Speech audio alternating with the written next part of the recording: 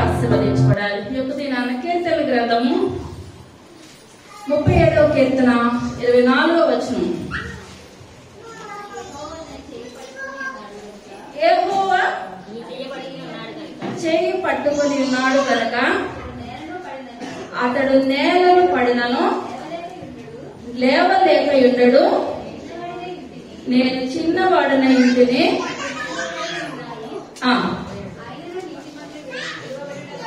విడువబడుట గాని చాలా చిన్న ప్రార్థన చేస్తుంది పిల్లలు అలా చేయడం. పరమా జీవము నాతో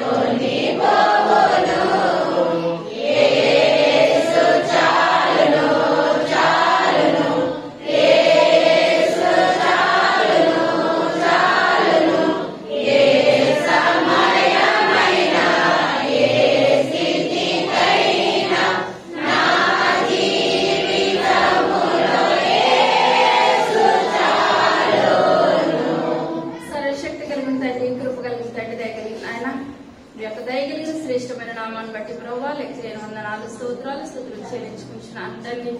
అయ్యా యొక్క దినాన్ని ప్రభావ నాయన మీరు చేపట్టుకున్న బిడ్డల గురించి కొన్ని మాటలు చెప్పుచుండగా నన్ను మరుగుపరచండి ప్రభావ మీ యొక్క పరిశుద్ధ ఆత్మశక్తి చెప్పగలిగే శక్తిని నాకు దయచేయండి నాయన.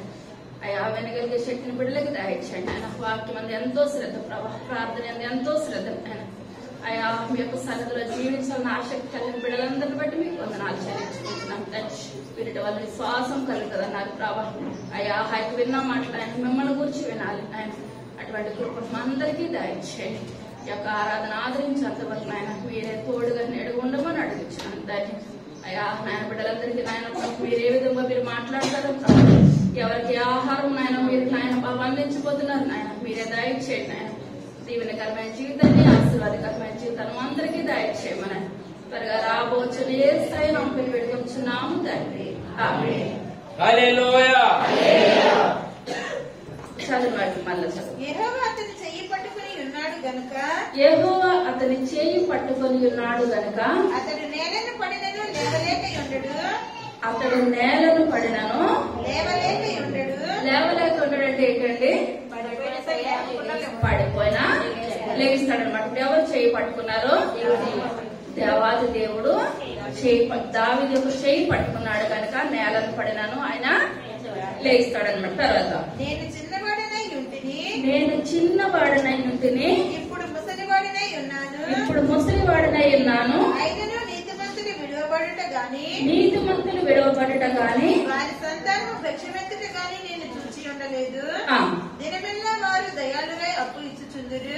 చాలా నీతిమంతులు ఎలాగంటే విడువబడుట గాని భిక్షమెత్తుట గాని ఎవరు చూడలేదంటే ఇప్పుడు మనం చేసిన యొక్క నీతిని బట్టి మనం ముసలితనం అయినప్పుడు కూడా దేవుడు మనల్ని ఏం చేస్తాడంటే ఒక నడుకునే స్థితి, భిక్షమెత్తే స్థితి ఏనాడు కలగ చేయడంట. మన పుణ్యం మనల్ని ఏం చేస్తుందంటే దీవించబడతారు, మనం ఆశీర్వదించబడతాం.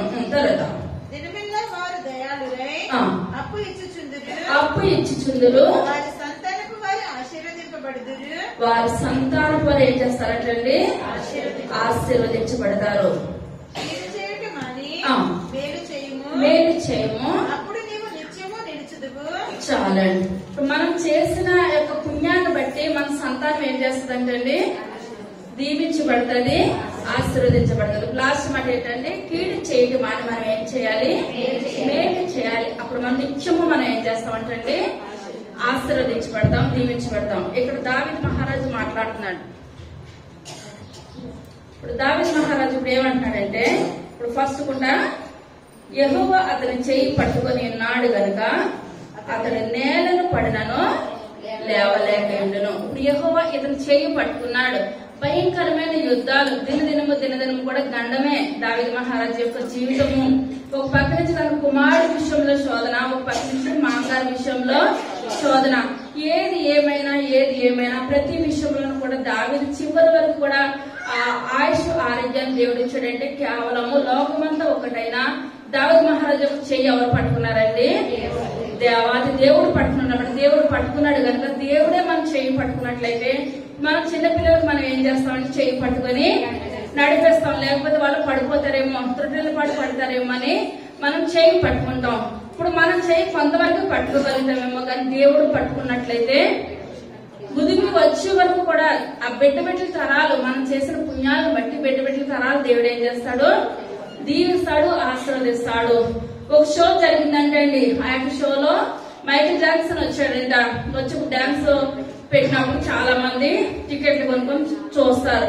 అది చూసినప్పుడు ఎవరో ఒక స్త్రీ కూర్చొని వెళ్ళిపోయినప్పుడు అంటే సెకండ్ ఇచ్చిందంటండి.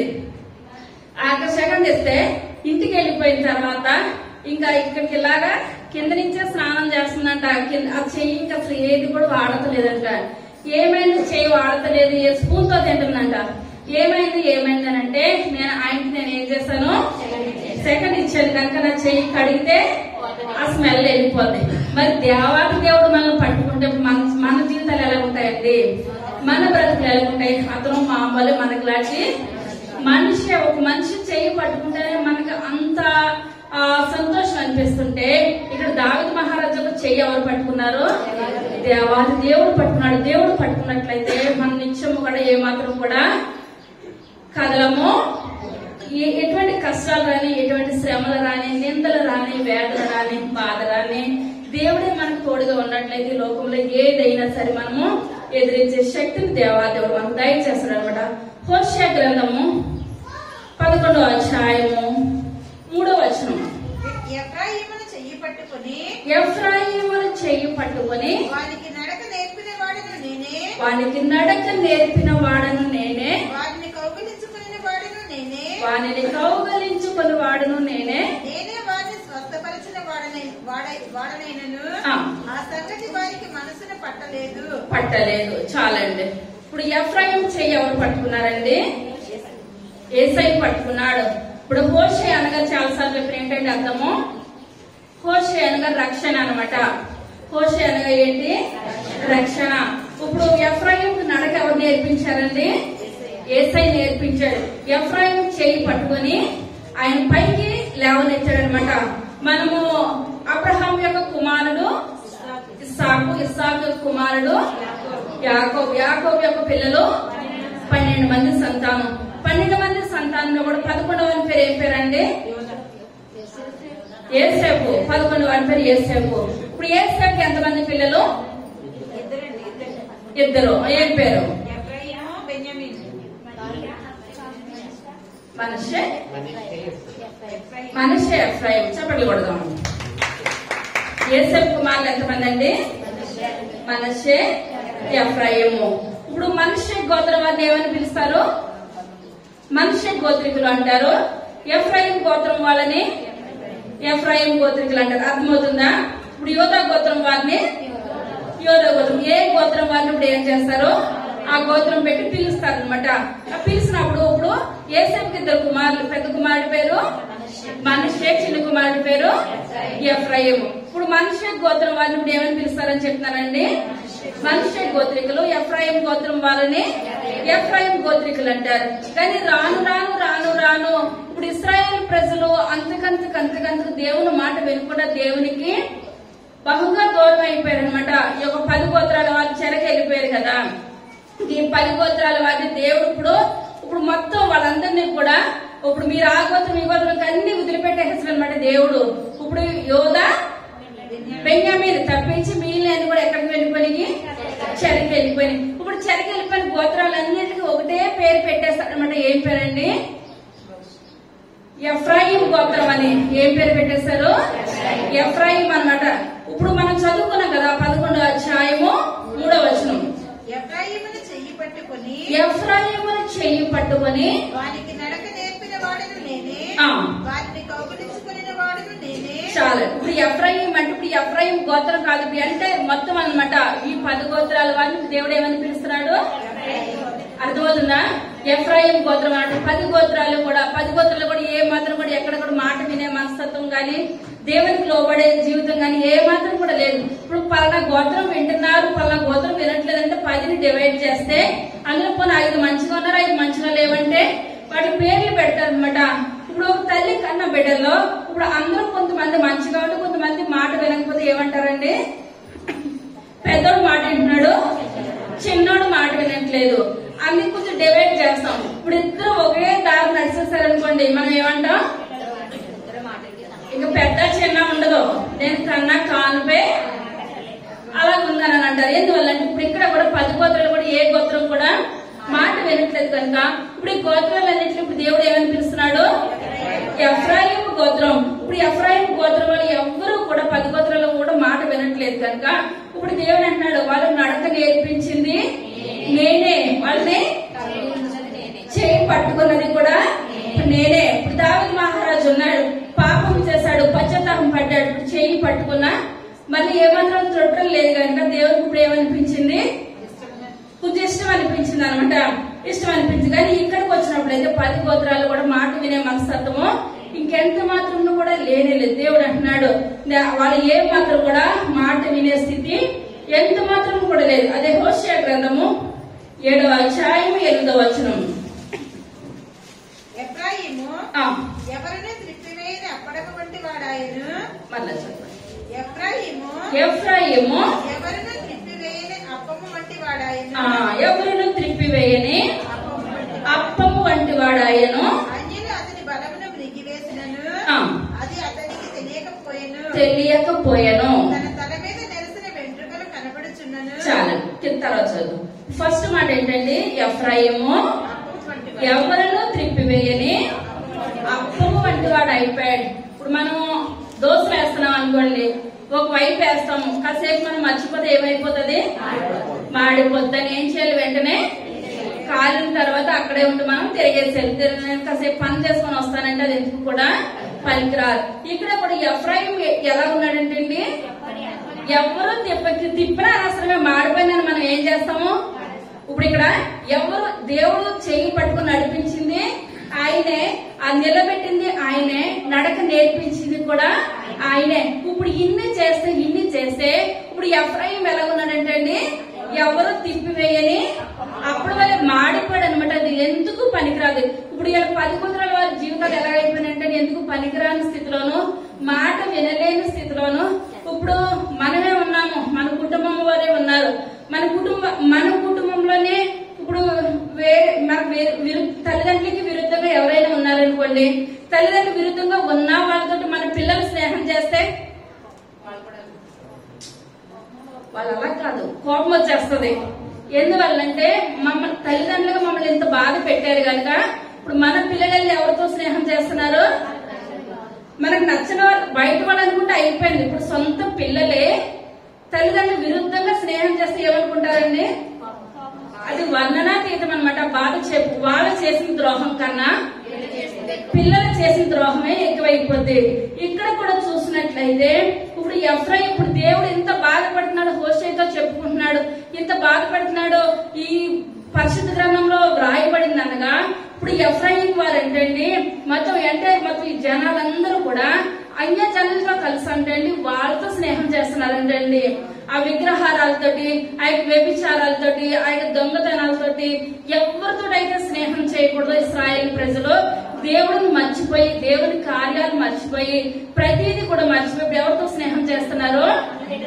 అన్యజనులతో కలిసి స్నేహం చేస్తుంటే ఇప్పుడు ఎఫ్రాయిం ఎవరో తిప్పని అప్పం వలె అయి ఉన్నాడు అని దేవాదేవుడు ప్రే చేస్తున్నాడు. ఇశ్రాయేలు ప్రజల గురించి కన్నీరు కారుస్తున్నాడు. వాళ్ళు ఏం చేస్తారంటే అండి, లోకంలో కలిసిపోయారు. లోకంలో కలిసిపోవడమే కాకుండా ఇప్పుడు దేవుడు చేసిన కార్యాలను మర్చిపోయి వాళ్ళ దగ్గర ఏ విషయాలైతే చెప్పకూడదు అనుకున్నారో ఆ విషయాలే చెప్తున్నారు అనమాట. ఇప్పుడు ఇంట్లో విషయాలు బయటికి రాకూడదని అనుకుంటారు ప్రతి ఒక్కరు కూడా. ఇప్పుడు ఏదైతే రాకూడదు అనుకుంటున్నారో ఇప్పుడు ఈ జనాంగాలు ఇప్పుడు ఏం చేస్తున్నారండి, ఆ విషయాలే బయట చెప్పి దేవునికి దూరంగా జీవిస్తున్నారు. వాళ్ళు ఏం చేస్తున్నారంటే లోకంలో కలిసిపోయారు అనమాట. 2 కొరింథీయులకు రాసిన పత్రిక 6వ అధ్యాయం 14వ వచనం. మీరు అవిశ్వాసులతో జోడుగా ఉండకూడి, నీతికి దుర్నీతితో ఏమి సాంగత్యము, వెలుగునకు చీకటితో ఏమి పొత్తు,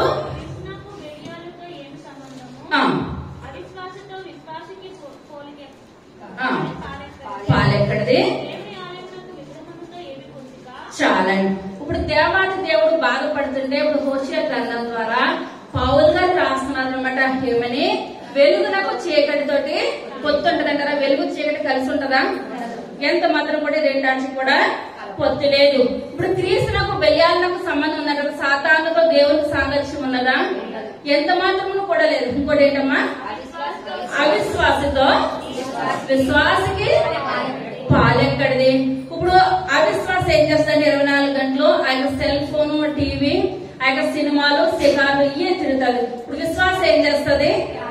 ప్రార్థన చేస్తుంది. ఇప్పుడు ప్రార్థన చేస్తామని అంటే వచ్చిన మనసు అసలు కదలదో. ఏమని, ఈ సీరియల్ పెట్టు, ఆ సీరియల్ పెట్టు. అదే దేవుడు కలిసి ఉన్న బిడ్డ అయితే ఇద్దరు కలిసి ఇప్పుడు ఏం చేస్తారు? ప్రార్థన చేసుకుంటారు, దేవుని సన్నిధిలో జీవిస్తారు. ఇప్పుడు ఇక్కడ ఇశ్రాయేలు ప్రజలు ఎప్పుడు ఎఫ్రాయిం గోత్రాలన్నీ కలిసి ఇప్పుడు ఎవరితో స్నేహం చేస్తున్నాయండి?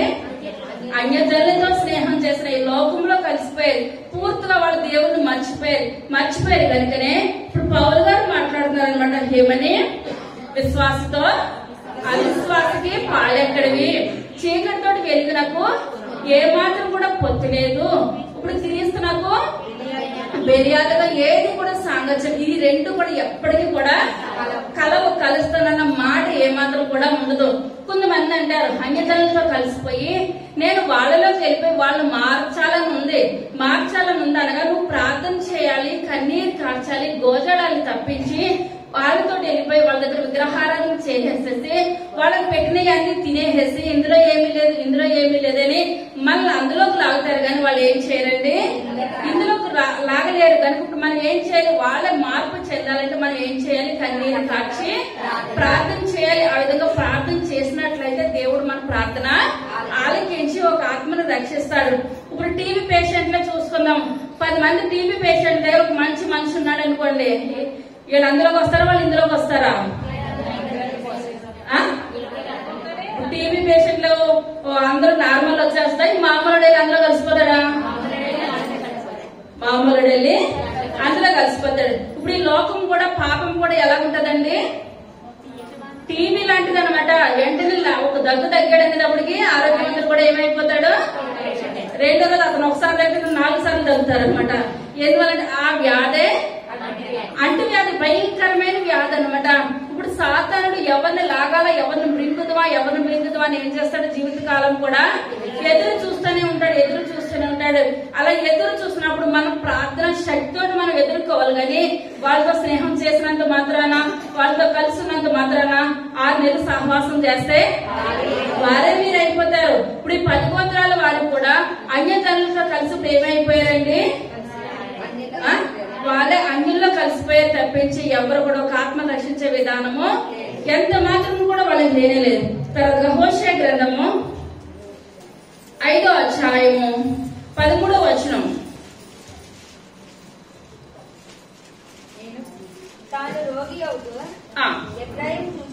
ఎఫ్రాయిము చూచెను, తనకు పుండు కలుగుట యూదా చూచెను.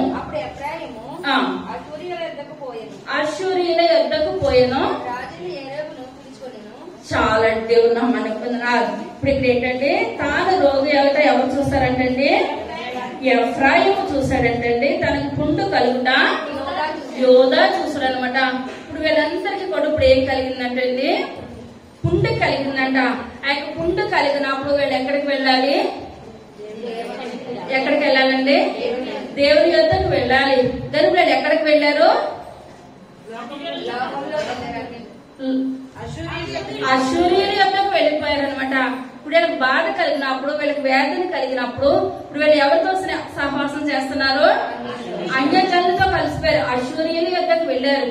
అశూరీయుల యొద్దకు వెళ్ళడం అంటే ఇప్పుడు ఏంటంటే వీళ్ళు తాయెత్తుల దగ్గరికి వెళ్ళడం అనమాట. అర్థమవుతుందంటారా?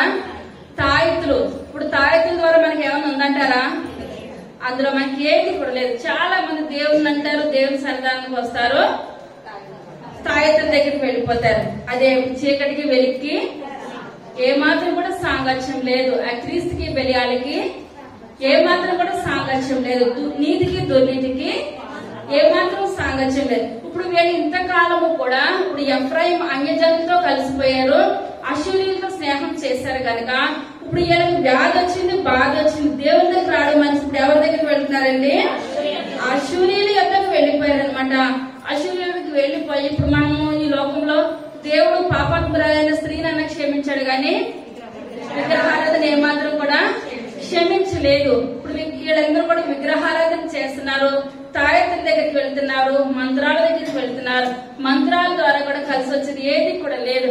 అంత మంత్రాల ద్వారా కలిసి వస్తే వాళ్ళకి ఆ బిజినెస్ చేయరు. ఎందువల్లంటే పట్టుకుట్టుకి వాళ్ళు చేస్తున్నారు. కానీ దేవుని తెలుసుకున్నాం మనము తాయెత్తుల దగ్గర కానీ మంత్రాల దగ్గర కానీ ఏమాత్రం కూడా మనము వెళ్ళకూడదు. ఇప్పుడు ఎవరితో స్నేహం చేస్తున్నారండి?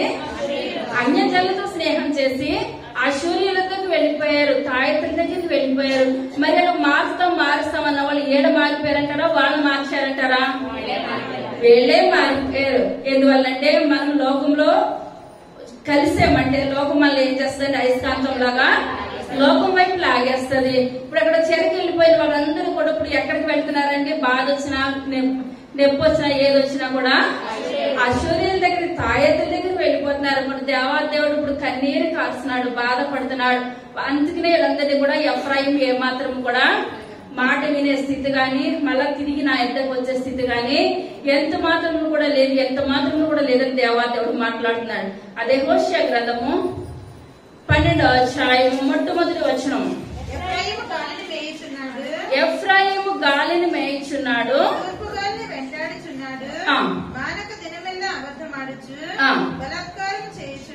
చేయించున్నాడు. ఎవరితో సంధి చేస్తున్నారంటండి? ఫస్ట్ మాట మళ్ళీ చదవండి. మనం గాలిని మేయగలుగుతామంటారా? ఇప్పుడు ఎఫ్రాయిం జనంగా ఇప్పుడు ఏం చేస్తున్నారు? వాళ్ళ తాయెత్తులు అంటే తాయెత్తుల దగ్గరికి ఏదంటే అక్కడికి వెళ్ళిపోయి ఇప్పుడు మనం గాలి పిలిచి బ్రతికేస్తామంటారా? ఏ మాత్రం కూడా బ్రతకలేము. మరి ఇప్పుడు ఎఫ్రాయిం ఇప్పుడు ఏం చేస్తున్నాడు అంటే గాలిని మేయించున్నాడు. రెండో మాట, తూర్పు గాలిని వెంటాడుచున్నాడు. చాలా ఇప్పుడు అన్యజనులతో కలిస్తే ఇప్పుడు ఏమొచ్చేస్తుంది? వీళ్ళకి అబద్ధాలు వచ్చేస్తాయి. ఇప్పుడు పేతురు లోకంలో కలిసినప్పుడు నిజం చెప్పాడా, అబద్ధం చెప్పాడా? అబద్ధం చెప్పాడు. దేవుని దగ్గర ఉన్నంతసేపు కూడా అబద్ధాలు వచ్చినాయి ఆయనకి? ఏమాత్రం కూడా అబద్ధాలు రాలేదు. మన లోకంలో ఎప్పుడైతే కలిసిపోతామో మనం నోరిప్పితే అబద్ధమే. ఒక్క అబద్ధానికి మనం ఏం చేయాలంటే 100 అబద్ధాలు జోడించాలి. ఆ ఒక్క అబద్ధమే మనం నిలబెట్టేసుకుంటే మనకి ఏమంటారు? రెండో దానికి ఏమాత్రం కూడా అవకాశం లేదు. అబద్ధాలు ఆడుతున్న తర్వాత బలత్కారము చేయించున్నారు. చాలా ఇప్పుడు ఎవరితో సంధి చేస్తున్నారండి? అశూరీయులతోటి. ఇప్పుడు దేవుడు అశూరీయులతో కలిసి ఫస్ట్ ఉంటే అశూరీయులతో కలిశారు. కలిసి వాళ్ళు తాయెత్తుల దగ్గరికి వెళ్ళారు. ఇప్పుడు వాళ్ళతో ఉండడం వల్ల వీళ్ళకి నష్టమా, లాభమా? నష్టమే. ముందు సంధి చేశారు, అటువైపు వెళ్ళారు. ఇప్పుడు మళ్ళీ ఇప్పుడు సంధి చేశారన్నమాట, ఒక నిబంధనకు వచ్చేస్తున్నారు. ఇప్పుడు వాళ్ళతో మనతో ఏమైనా నిబంధన ఉంటదంటారా? మనం ఆదివారం నాడు దేవుని సన్నిధానానికి వస్తాము, వాళ్ళ ఎక్కడ సినిమాలకు వెళ్తారు. ఇప్పుడు వాళ్ళతో మనం నిబంధన చేసుకుంటే అవుతుంటారా? ఎంత మాత్రం కూడా మనం నిబంధన చేసుకోకూడదు. తర్వాత ఐగుప్తులకు తైలము పంపించెదరు, యూదా వారి మీద యెహోవాకు వ్యాజ్యము పుట్టెను, యాకోబు సంతతి వారి ప్రవర్తనను బట్టి ఆయన వారిని శిక్షించును. చాలా ఇప్పుడు ఇక్కడ ఏం చేస్తారంటే వీళ్ళతో సంధి చేసేస్తారు. ఎప్పుడైతే సంధి చేసేస్తారో ఇప్పుడు వీళ్ళు ఏం చేస్తారంటే వీళ్ళ ఇంట్లో ఉన్న గుట్టు మొట్టంతా ఎవరికి ఇచ్చేస్తారండి? అశూరీయులకు ఇచ్చేస్తారనమాట. అప్పుడు వరకు కూడా కలిసి తిరిగారు, కలిసి చేశారు. ఎప్పుడైతే తాయెత్తుల దగ్గరకు వచ్చారో, మంత్రాల దగ్గరకు వచ్చారో, రెండోదిగా సంధి చేసేస్తారు. చాలా మంది కొంచెం మాట్లాడితే చాలు ఇంటి విషయాలన్నీ కూడా బయట చెప్తారు. చెప్పొచ్చు, బాధపడదని చెప్పొచ్చు, కానీ చెప్పి వాళ్ళ దగ్గరే మనం ఏం చేయాలి, చెప్పాలి. మనం చెప్పలేని వాళ్ళ దగ్గర మనం చెప్పామంటే మన ఇల్లుని ఏం చేస్తారు, మొత్తం బయట పెట్టేస్తారు అనమాట. ఇప్పుడు మొత్తం 10 గోత్రాల వారు కూడా ఇప్పుడు వాళ్ళకు ఉన్న విషయాలు, వాళ్ళకు ఉన్న మైనస్ పాయింట్లు అన్ని కూడా ఎవరి ముందు పెట్టేస్తారండి, అశ్వరీయుల ముందు పెట్టేసేసి సంధి చేసేస్తారనమాట. మొత్తం మా జీవితం ఇది, మా బయోడేటా ఇదని మొత్తం వాళ్ళతో జీవితాలన్నీ చెప్పేసారు. ఎప్పుడైతే అప్పుడు వాళ్ళు స్నేహం చేశారు, మంచిగా చేశారు, ఎప్పుడైతే మొత్తం గుడ్డంతా బయటకు తీసేసుకున్నారో వాళ్ళు ఆశ్చర్యులు ఇప్పుడు అందరూ కలిసి ఇప్పుడు ఏం చేస్తారంటే 10 గోత్రాల వారిని ఇప్పుడు ఏం చేస్తారండి, చెరక తీసుకెళ్లిపోయారు అనమాట. అర్థమవుతుందా? ఇప్పుడు వీళ్ళు ఎవరితో స్నేహం చేయాలి, దేవునితో స్నేహం చేయాలి. కానీ ఎవరితో చేయాలో వారితో మానేసేసి ఎవరితో స్నేహం చేయకూడదో వారితో స్నేహం చేశారు. స్నేహం చేయకూడని వారితో స్నేహం చేసినందుకు వాళ్ళతో గడిపి లాస్ట్ కొంత జనాలందరినీ కూడా గ్రిప్ లో పెట్టేసుకుని ఇక్కడ ఆశ్చర్యులు చివరికి ఎక్కడ తీసుకెళ్లిపోయారండి, చెరక తీసుకెళ్లిపోయారు. చెరక వాళ్ళు తీసుకెళ్లిపోయారు కానీ దేవుని ఏమాత్రం కూడా వీళ్ళు నమ్మలేదనమాట. నమ్మాలనుకున్న వాళ్ళు నమ్మలేదు, నమ్మకూడని వారితోటి నమ్మారు. ఎప్పుడైతే నమ్మకూడని వారితో నమ్మారో వాళ్ళ జీవితాలు ఎక్కడికి వెళ్ళిపోయి, చెరకి వెళ్ళిపోయి అనమాట. ఇప్పుడు దేవుని సందులో ఉన్నాం. అదే దేవుడు ఒక వాక్యం ఉంటుంది, పందుల దగ్గర ముచ్చాలు చల్లదా, ముచ్చు విలువ తెలిసిన వాళ్ళకే మనం చల్లాలి కానీ తెలవలేని వాళ్ళకి ఏమాత్రం కూడా చల్లకూడదు. కానీ ఇక్కడ మొత్తం 10 గోత్రాల వారు పూర్తిగా దేవుడు మర్చిపోయి అశ్వరీయులతో కలిసి వాళ్ళతో సంధి చేసేసారు. ఎప్పుడైతే సంధి చేసేసి సంతకాలు పెట్టేస్తే కన్నీ అయిపోయాయో చివరాఖరికి వాళ్ళు ఎక్కడికి వెళ్ళిపోయారండి, చెరకు వెళ్ళిపోయారు. ఇప్పుడు అదే దేవుడు అంటున్నాడు, ఎఫ్రాయిముకు నడక నేర్పించింది నేనే, చెయ్యి పట్టుకున్నది నేనే, వాళ్ళు కౌగిలించుకున్నది నేనే. నేను ఇన్ని చేస్తే నన్ను విడిచిపెట్టేసి వాళ్ళు ఎక్కడికి వెళ్ళిపోయారు, అన్యజనుల దగ్గరికి వెళ్ళిపోయారు. అశ్వరీయులతో స్నేహం చేసేశారు, అశ్వరీయులతో సంధి చేసుకున్నారు. చివరికి వాళ్ళ జీవితాలు, వాళ్ళ బ్రతుకులు ఎందుకు కాకుండా వెళ్ళిపోయినాయి. కానీ అది దావీదైతే ఏం చేస్తాడని చేయి పట్టుకున్నప్పుడు వదిలిపెట్టలేదు. ప్రవ్వా, కీర్తనల గ్రంథము 23వ అధ్యాయం మొట్టమొదటి వచనం,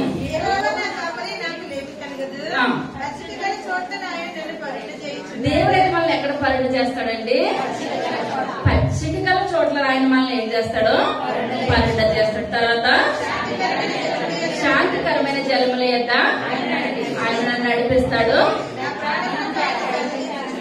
నా ప్రాణము ఆయన చేరదీస్తున్నాడు,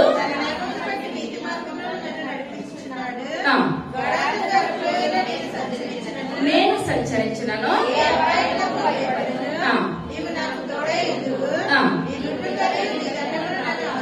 నన్ను ఆదరించును,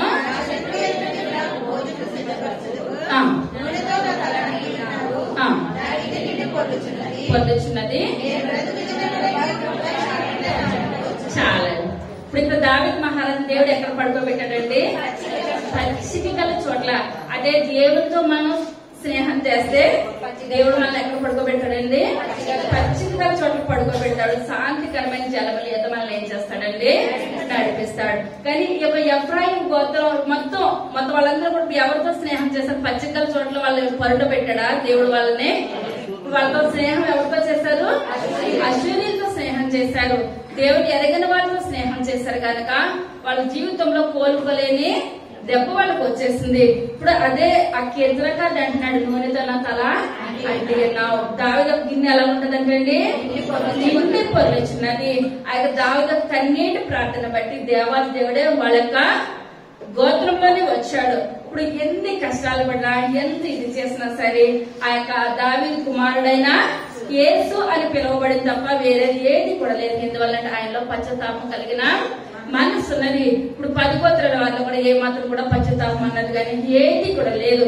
మనం ఈ లోకంలో ఉన్నామనంటే మనము వెళ్ళిపోతున్నాము, వస్తున్నాము, కూర్చుంటున్నాం అంటే కాదు. ఇప్పుడు ఒక సైకిల్ నడపాలి, సైకిల్ నేర్చుకుంటారు. బైక్ నడపాలి, బైక్ నేర్చుకుంటారు. కారు నడపాలి, కారు డ్రైవింగ్ నేర్చుకుంటారు. నేర్చుకుంటే ఎంత ఇంపార్టెంటో దానికి బ్రేక్ వేయడం కూడా అంతే ఇంపార్టెంట్. ఇప్పుడు వీళ్ళు ఏం చేస్తారంటే అవి నడపడం నేర్చుకున్నారు కానీ వాళ్ళు బ్రేక్ వేయడము, ఆగడము, మనం వాళ్ళ చేతిలో ఏ మాత్రం కూడా లేనే లేదు.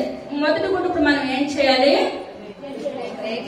బ్రేక్ వేయడం నేర్చుకోవాలన్నమాట. ట్రైన్ అంటే పట్టాల మీద ఉన్నదంట, భారతదేశంలో జరిగిందంట. ఆ డ్రైవర్ ఎందుకు కిందగా ట్రైన్ స్టార్ట్ చేసి ఆ పట్టాల కిందకు వచ్చి ఏదో చూస్తున్నాడంటే, చూస్తుంటే ఒక ఎవరు బిడ్డ ఏం చేస్తాడంటే అది ఏంటి డ్రైవర్ లేడీ స్టార్ట్ అయిపోయిందని పైకి ఎక్కేసేసి ఆన్ చేసేస్తాడంటండి. ఆన్ చేసేస్తే డ్రైవర్ ఏమో దాని కిందే ఉన్నాడు. ఆ ట్రైన్ ఇంకా అదుపు ఏమి లేకుండా 19 కిలోమీటర్లు వెళ్ళిపోయి ఇంకొక స్టేషన్ లో బండిని గుద్దేస్తుంది అనమాట. ఇప్పుడు ఇతనికి ఏం తెలుసు, స్టార్ట్ చేయడం తెలుసు, నడపడం తెలుసు, కానీ ఇప్పుడు ఏమి రాదు, బ్రేక్ వేయడం రాదు. మనం ఏంటి వల్లంటే లోకంలో కలిసిపోయామంటే మనకి స్టార్ట్ చేయడమే కానీ లోకంలో ఆగిపోవడము ఇంక తెలియదు. ఎక్కడ తెలుస్తుందంటే ఒక కన్ను కాలో చెయ్యో గుద్దేసుకుంటే నడిపి నడిపి 2 కాళ్ళు 2 చేతులు పక్కన జరిగిపోతే ఆగిపోయినప్పుడు ప్రవ్వా నేను చేసింది తప్పు, ప్రవ్వా నేను చేసింది తప్పు, అంతవరకు కూడా ఏది తెలియదు. మనం ముందుగా మనం ఏదైనా డ్రైవింగ్ నేర్చుకోవాలంటే మనం ఏం నేర్చుకోవాలండి, బ్రేక్ వేయడం నేర్చుకోవాలి. మనకు ఆగాలి, ఆగినప్పుడు ఆగాలి, నడవమన్నప్పుడు మనం ఏం చేయాలండి, నడవాలి. నడువునట్లయితేనే దేవునితో మనకి ఏముంటదండి, సాంగత్యం ఉంటది, సంబంధం ఉంటది. ఇప్పుడు రెండవదిగా ఏంటండి, ఇప్పుడు మనం మొట్టమొదటి మనం చెప్పుకున్నాం, ఇప్పుడు వరకు చెప్పుకున్న దాంట్లో ఎఫ్రాయిము ఎవరి చేతిని పట్టుకున్నాడండి, అశ్షూరీయుల చేతి. దేవుడు ఎవరి చేయి పట్టుకున్నాడు, దావీదు ఎఫ్రాయిము చేతిని, దేవుడు ఎఫ్రాయిము చేతిని పట్టుకున్నాడు. రెండవదిగా మార్కు సువార్త 8వ అధ్యాయం 22వ వచనం. అంతలో వారు బేత్సయిదాకు వచ్చిరి. అప్పుడు అక్కడి వారు ఆయన ఎదుట ఒక గుడ్డివాణ్ణి తోడుకొని వచ్చి వాని ముట్టవలదని ఆయనను వేడుకొనిరి. ఆయన గుడ్డివాణ్ణి చెయ్యి పట్టుకుని ఊరి వెలుపలికి తోడుకొని పోయి వాని కన్నుల మీద గుమ్మి వేసి చాలండి. ఇప్పుడు దేవుడు ఇప్పుడు గుడ్డివాణ్ణి ఎక్కడ తీసుకెళ్లిపోయాడండి, ఎందుకు తీసుకెళ్లిపోయాడు ఊరి వెలుపలికి, అక్కడ కార్యం చేయకూడదు. ఇప్పుడు ఇక్కడ ఇది ఎవరు ఊరండి, పేతురు ఆంద్రేయ నివసించే ఊరు అన్నమాట. ఆ ఊరు పేరేంటి, బేత్సయిదా. ఆ ఊరు మంచిదేనంటారా, బేత్సయిదా ఊరు మంచిదేనంటారా? పేతురు ఆంద్రేయ గారు నివసించే ఊరు అన్నమాట బేత్సయిదా. ఆ బేత్సయిదా పట్టణానికి గ్రామానికి వచ్చారు యేసయ్య. ఆ గ్రామానికి వచ్చినప్పుడు జనాలందరూ కలిసి ఎవరిని తీసుకొని వచ్చారు, గుడ్డివాడిని తీసుకొని వచ్చారు. గుడ్డివాడిని తీసుకొని వచ్చినప్పుడు ఆ గుడ్డివాడిని చేయి పట్టుకొని దేవుడు ఎక్కడ తీసుకెళ్లాడండి, ఊరు బయటకి. ఎందుకు తీసుకెళ్లాడు ఊరు బయటకి, ఊరు బయటకి అక్కడ చేయకూడదు స్వస్థత, లేదా అక్కడ స్వస్థత రాదా, మరి ఎందుకు తీసుకెళ్లిపోయాడు ఊరు బయటకి దేవుడు,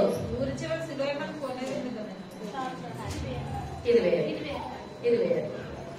ఇప్పుడు ఏంటంటే ఇప్పుడు బేత్సయిదా పట్టణానికి ఆ గ్రామానికి దేవాది దేవుడు అనేకమైన సార్లు వచ్చాడు అనమాట. ఎన్ని సార్లు అంటే చెప్పలేనన్ని సార్లు ఆ యొక్క గ్రామానికి వచ్చాడు యేసయ్య. గ్రామానికి వచ్చినప్పుడు ఆయన గుడ్డివారిని కుంటివారిని చాలా మందిని దేవాది దేవుడు స్వస్థపరిచాడు, బాగు చేశాడు. బాగు చేసినప్పుడు వీళ్ళు ఎలాగంటే ఒక సామెత ఉంటది ఈ లోకంలో, అంకితే కాళ్ళు అంకపోతే జుట్టు అంటారు కదా.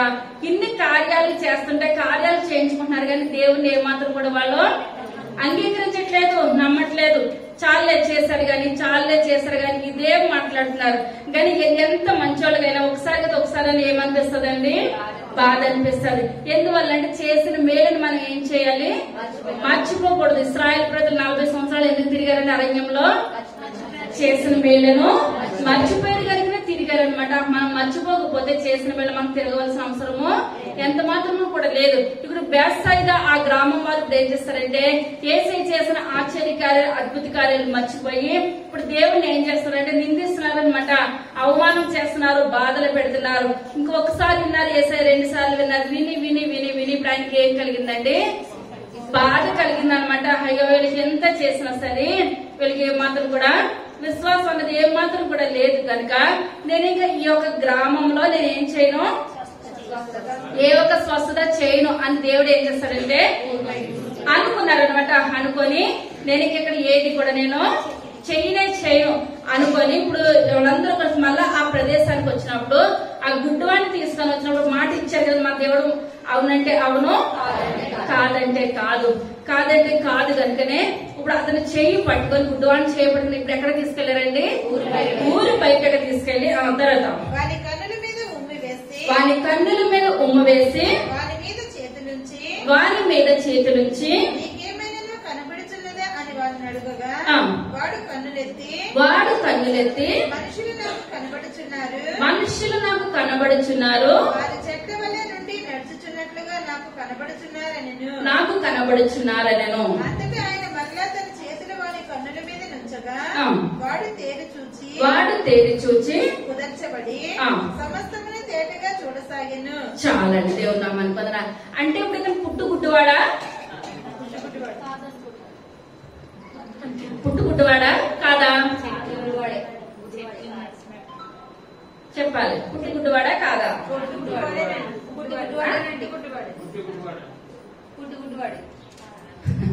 పుట్టుగుడ్డువాడు కాదు. పుట్టుగుడ్డువాడైతే మనుషులు అన్న పదవి అతనికి ఏం తెలియదు. మనుషులు స్తంభం అనొచ్చు, అసలు ఏ పదము కూడా అతనికి తెలియదు అనమాట. ఇప్పుడు మనం దేశం కానీ దేశం వెళ్తాం, మన వాళ్ళు పట్టుకో చక్కెర పట్టమని పట్టుకొని రాగలుగుతావా? వాళ్ళు ఏమంటారో ఇంకా మనం కళ్ళుండి కూడా ఏదో చూపిస్తాం. ఇప్పుడు అతనికి మధ్యరంగా పోయి అనమాట, కళ్ళు మధ్యరంగా పోయి గనక ఇప్పుడు దేవాదేవుడు నీకు ఎలా కనపడుతున్నానంటే మనుషుల్ని ఎలా కనపడుతున్నారు? చెట్టులాగా. అంటే మనిషి తెలుసు, చెట్టు తెలుసు, అన్ని తెలుసు. అదే పుట్టుగుడ్డువాడైతే నాకు కనబడుతున్నాయంటే కనబడుతున్నాయి. ఇదేంటయ్యా కనబడుతున్నానంటే అప్పుడు దేవుడు చెప్తాడు చెట్టు అని, మనిషి అని, అదని ఇదని దేవుడు చెప్తాడు. కానీ ఇప్పుడు ఇతను వివరంగా చెప్తున్నాడు ఏమని? మనుషులు చెట్టులా కనబడుతున్నారు. అంటే ఇతను పుట్టుగుడ్డువాడు ఏ మాత్రం కూడా కానే కాదు. ఇక్కడికి ఎందుకు రానంటారంటే మత్తయి సువార్త 11వ అధ్యాయము 21వ వచనం. అయ్యో కొరజినా, అయ్యో బేత్సయిదా, తూరు సీదోను పట్టణంలో చేయబడిన ఎడల ఆ పట్టణంలో వారు పూర్వమే గోనెపట్ట కట్టుకొని. చాలండి. ఇప్పుడు దేవాది దేవుడే ఇప్పుడు ఏమంటున్నాడండి? అయ్యో అంటున్నాడు అనమాట. ఇప్పుడు మనకి ఏదైనా సరే సడన్ గా జరగకపోవడం జరిగిందంటే ఏమంటాము? అయ్యో అంటాము. మానవులుగా మనం అయ్యో అంటే ఏదన్నా దానికి కొంచెం అర్థం ఉంటది. కానీ ఇప్పుడు దేవాది దేవుడే ఇప్పుడు బేత్సయిదా పట్టణాన్ని గురించి అల్లిపోతున్నాడు అనమాట. ఆయన అల్లిపోయి ప్రజలు ఏమాత్రం కూడా మంచివారు కాదు, మాట వినేవారు ఎంత మాత్రం కూడా కానే కాదని అనేసి దేవుడు అంటున్నాడు అయ్యో కొరాజీనా, అయ్యో బేత్సయిదా. దేవుడే జయించేసి అంత భయంకరమైన పట్టణం అనమాట. మీ దగ్గర జరిగిన కార్యాలు ఎక్కడ జరిగితే తూరు సీదోను పట్టణంలో జరిగిన వాళ్ళు ఏం చేస్తారంటండి? గోనబట్టి కట్టుకుని బూడిద వేసుకుని చాలా. ఇప్పుడు ఒక్క అద్భుతం జరిగిన తూరు సీదోను పట్టణం వాళ్ళు ఏం చేస్తారంటండి? గోనబట్ట కట్టుకుని బూడిద వేసుకొని కన్నీరు కార్చి ప్రార్థన చేసేవారు. కానీ మీ దగ్గర నేను 1, 2 కూడా కాదు, చాలా అద్భుత కార్యాలు చేశారు. ఎన్ని అద్భుత కార్యాలు చేసినా మీ ప్రవర్తన ఎలా ఉన్నది? ఇప్పుడు దేవుడు వచ్చిన గౌరవించే స్థితి కూడా ఎంత మాత్రం కూడా లేదు. ఇప్పుడు దేవుడే భయపడిపోయి అయ్యో కొరజీనా, అయ్యో బేత్సయిదా, మీ దగ్గర చేసిన ఇన్ని కార్యాలు చేసినా మీరు ఏ మాత్రం కూడా మాట వినే స్థితి అయితే మీకు ఎంత మాత్రము కూడా లేదు. ఇప్పుడు ఇదే ఇప్పుడు యోనా గ్రంథం చూసినట్లయితే 3వ అధ్యాయం మొట్టమొదటి వచనం. అంతటి యెహోవా వాక్కు రెండవ మారు యోనాకు ప్రత్యక్షమై సెలవిచ్చినదేమనగా, నీవు లేచి నినివే మహాపురమునకు పోయి నేను నీకు తెలియజే సమాచారం దానికి ప్రకటన చేయుము. కాబట్టి యోనా లేచి యెహోవా సెలవిచ్చిన ఆజ్ఞ ప్రకారము నినివే పట్టణమునకు పోయెను. నినివే పట్టణము దేవుని దృష్టికి గొప్పదే, 3 దినముల ప్రయాణమంత పరిమాణము గల పట్టణము. యోనా ఆ పట్టణంలో 1 దిన ప్రయాణమంత దూరము సంచరించుచు ఇక 40 దినములకు నినివే పట్టణము నాశనమగుడని ప్రకటన చేయగా, నినివే పట్టణపు వారు దేవుని యందు విశ్వాసం ఉంచి ఉపవాస దినము చాటించి గనులేమి అల్పులేమి అందరినీ గోనెపట్ట కట్టుకొనిరి. చాలండి. ఇప్పుడు నినివే పట్టణంలో దేవుడు అక్కడికి వచ్చి ఏమైనా అద్భుతం చేశారంటారా? ఇప్పుడు యోనా గారు వచ్చి ఏమన్నా గుడ్డి వాళ్ళని బాగు చేయడం కానీ చనిపోయిన వాళ్ళు ఎవరికైనా ఏదైనా చేశారంటారా? ఏది కూడా చేయలేదు. ఏది చేయకపోయినా ఆ యొక్క దేవుడు యోనాను పంపించి మీకు 40 రోజుల్లో గొప్ప ఉపద్రవం వస్తుంది, మొత్తం ఇదంతా కూడా ఎందుకు పనికి రాకుండా వెళ్ళిపోతుంది అని దేవాతి దేవుడు నన్ను చెప్పమని పంపించాడని చెప్పేటప్పటికి అక్కడ ఉన్న చిన్న పిల్లలేంటి, పెద్దవాళ్ళేంటి, రాజుతో కూడా ఇప్పుడు ఏం చేస్తారండి, గోనె బట్ట కట్టుకొని ఉపవాసం ఉండి కన్నీరు కాచి ప్రభా మా యొక్క దేశం మీదకి వస్తున్న ఆ యొక్క ఉపద్రవాన్ని మీరు ఏం చేయాలి, తీసివేయండి ప్రభా, తప్పించండి ప్రభా అని ప్రార్థన చేశారు. కానీ ఇప్పుడు దేవుడు బెత్సైదాకు వచ్చి ఇన్ని కార్యాలు చేసినా సరే వాళ్ళు ఏం చేయలేదంటండి, ఏ మాత్రం కూడా గోనుబట్ట అట్టుంచు కానీ దేవుడిని కూడా వాళ్ళు అంగీకరించడం కానీ ఏది కూడా చేయలేదు. కనుకనే దేవుడు అంటున్నాడు, అయ్యో కొరాజీనా, అయ్యో బెత్సైదా. ఇప్పుడు మన పట్టణంలో అదే ఆ లోతు గారు జీవించిన ఆ యొక్క ప్రదేశాల్లో సొదొమ గుమరాలో ఇప్పుడు 45 మంది 50 మంది నీతిమంతులు కూడా లేరు. చివరికి వచ్చాడికి అబ్రహాం భక్తుడు దేవునితో గోజాడితే దేవుడు అన్నాడు, 10 మంది మనుషులు ఉన్నప్పుడు కూడా నేను ఏం చేస్తాను, కాపాడతాను, నాశనం చేయను, వాళ్ళని బట్టి నేను ఏం చేస్తాను, సొదొమ గుమరాన్ని కాపాడతాను. కానీ 5 కూడా నీతిమంతులు ఎంత మాత్రం కూడా లేరు. ఆ యొక్క లోతుని బట్టి దేవుడు ఆ రక్షిద్దామని అనేసి ఆ యొక్క దోతులను పంపించేటప్పటికి ఆ యొక్క దోతులతో కూడా ఆ యొక్క అక్కడ ఉన్న వాళ్ళు పాపం చేయడానికి చూశారు. పాపం చేయడానికి చూసినప్పుడు ఆ యొక్క దోతులే లోతు కుటుంబాలు చేయి పట్టుకొని ఇప్పుడు ఏం చేస్తున్నారు, దోతులు మీరు బయటికి రండి, ఆకాశం నుంచి ఏం కురుస్తుంది, అగ్ని దేవుడు కురిపించేస్తున్నాడు. ఆ అగ్ని నుంచి తొలగాలంటే మీ కుటుంబము బయటికి రావాలి. చెయ్యి పట్టుకుని బయటికి తీసుకొస్తున్నారు అనమాట. దోతులు చెయ్యి పట్టుకొని తీసుకొస్తున్నారు. అల్లుళ్ళు మాట విన్నారంటారా? అల్లుళ్ళు ఏమాత్రం కూడా మాట వినలేదు. అప్పుడు చివరికి ఎవరు వచ్చారండి, లోతు తన భార్య పిల్లలు. సగం దూరం వచ్చాడు. లోతు భార్య ఏం చేస్తుంది, వెనక చూసి ఉప్పు స్తంభం అయిపోయింది. కానీ ఇప్పుడు దేవుడు ఇప్పుడు మన మీద కనికరం ఉంచి మన మీద కృప ఉన్నది అనుకోండి, లోకమంతా వేరైపోయినా మనం దేవునికి అనుగుణంగా మనం జీవించినట్లయితే ఆ యొక్క బేత్సైదా ప్రాంతం గురించి అయ్యో కొరజీన, అయ్యో బేత్సైదా దేవుడు మాట్లాడాడు. ఆ రకంగా అక్కడ మనం మంచిగా ఉన్నట్లయితే మన చెయ్యి పట్టుకొని మనల్ని ఏం చేస్తాడంటే దేవుడు బయటకు విడుదల చేస్తాడు. ఫస్ట్ ఎవరిని తీసుకొచ్చాడని చేయి పట్టుకొని దేవుడు ఎఫ్రాయిం బయటకు తీసుకొని వచ్చాడు. తర్వాత గుడ్డివాడిని చేయి పట్టుకొని ఎక్కడ తీసుకొచ్చాడండి, ఊరు వెలుపలకు తీసుకొని వచ్చాడు. మూడవదిగా మార్కు సువార్త 5వ అధ్యాయం 41వ వచనం. సమయం అయిపోతుంది. నేను ఆ చిన్నదాన్ని చెయ్యి పట్టి తల్లి తాకుమే అని ఆమెతో చెప్పాను. ఆ మాటకు చిన్నదానా నెమ్మది నీతో చెప్పుచున్నానని అర్థము. వెంటనే ఆ చిన్నది లేచి నడవసాగాను. చాలా. ఇప్పుడు ఇక్కడ ఏంటంటే ఇప్పుడు ఎవరు కుమార్తె అండి, యాయిరు కుమార్తె అనమాట. యాయిరు కుమార్తె, ఆ కుమార్తెకు సంవత్సరం వయసు ఎంత ఉంటది, 12 సంవత్సరాల వయసు అనమాట. ఇప్పుడు ఆ కుమార్తె చనిపోవడానికి సిద్ధంగా ఉన్నది. ఏమాత్రం కూడా ఎంతో మందికి డాక్టర్లు చూపించుంటాడు కానీ ఏమాత్రం కూడా స్వస్థత కలగలేదు. అప్పుడప్పుడు దేవుని దగ్గరకు వచ్చాడు అనమాట. దేవుని దగ్గరకు వచ్చి దేవుని దగ్గర మాట్లాడుతున్నాడు, అయ్యా నా కుమార్తె చనిపోవడానికి సిద్ధంగా ఉన్నది, మీరు రావాలని చెప్పినప్పుడు ఇప్పుడు అక్కడ ఇప్పుడు ఎవరు మాట్లాడుతున్నారండి ఆ స్థితిలోనూ, రక్తస్రావం కలిగిన ఒక స్త్రీ మాట్లాడుతుంది అనమాట. 12 ఏళ్ల నుండి రక్తస్రావం కలిగిన ఒక స్త్రీ ఉండెను. ఆమె అనేక వైద్యుల చేత ఎన్నో తిప్పలు పడి తనకు కలిగినదంతయు వ్యయం చేసుకుని ఎంత మాత్రమున ప్రయోజనము లేక మరింత సంకట పడెను. ఆమె యేసుని గురించి విని నేను ఆయన వస్త్రమును మాత్రము ముట్టిన బాగుపడదుననుకుని జనసమూహములో ఆయన వెనుకకు వచ్చి ఆయన వస్త్రము ముట్టెను. వెంటనే ఆమె రక్తధార కట్టెను గనుక శరీరంలోని ఆ బాధ నివారణ అయినదని గ్రహించుకునేది. నేను ఆయన వస్త్రమును మాత్రమే ముట్టిన బాగుపడననుకుని జన సమూహంలో ఆయన వెనుకకు వచ్చి ఆయన వస్త్రమును ముట్టెను. వెంటనే ఆమె రక్తధార కట్టెను కనుక శరీరంలోని ఆ బాధ నివారణ అయినది గ్రహించుకొనెను. వెంటనే యేసు తనలో నుండి ప్రభావం బయలుపెట్టిన తనలో తను గ్రహించి జన సమూహం వైపు తిరిగి నా వస్త్రమును ముట్టిన ఎవరని అడుగగా ఆయన శిష్యులు జన సమూహమును నీ మీద పడుచుండగా చూచుచున్నావే, నన్ను ముట్టిన దేవుడని అడుగుచున్నావా అని కార్యము చేసిన ఆమెను కనుగొనవలనని ఆయన చుట్టూ చూచెను. అప్పుడు ఆ స్త్రీ తనకు జరిగినది ఈ మాట చెప్పు.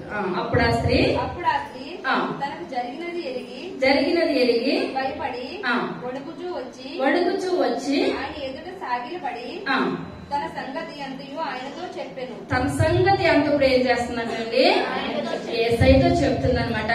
ఇప్పుడు నాకు 12 సంవత్సరాల నుంచి నాకు వ్యాధి కలిగి ఉన్నాను, అనేకమైన డాక్టర్లు తిరిగాను, నాకేం మాత్రం కూడా స్వస్థత ఎంత మాత్రం కూడా రాలేదు. వస్త్రం చెక్కును ముట్టుకొని నాకేం కలిగింది, స్వస్థత కలిగిందని ఇప్పుడు దీని 12 సంవత్సరాలు జరిగిందంతా కూడా చెప్తున్నా, సంగతి అంతా చెప్తుంది.